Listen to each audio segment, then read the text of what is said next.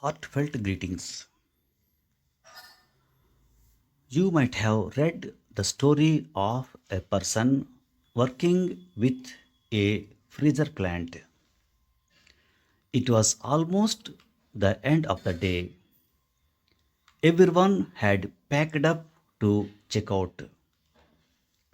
A technical snag developed in the plant and he went to check.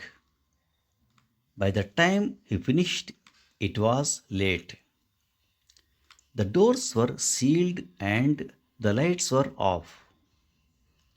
Trapped inside the ice plant for the night without air or light, an icy grave was almost sure for him.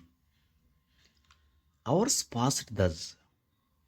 Suddenly, he found someone opening the door. A security guard entered the freezer room with a torch and helped him out. The person asked the security guard, "How did you know that I was inside?" The guard said, "In this office, you are the only one who greets me in the morning and says goodbye to me in the evening. You had wished me in the morning, but you did not go out.